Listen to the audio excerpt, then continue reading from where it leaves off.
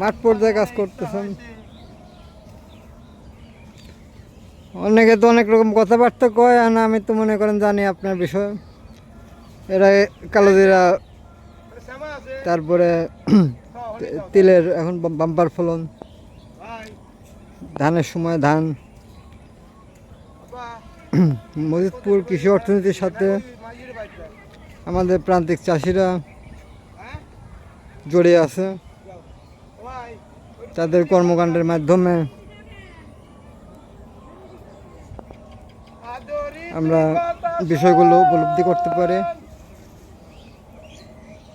মাঠ ফসলে ভরপুর।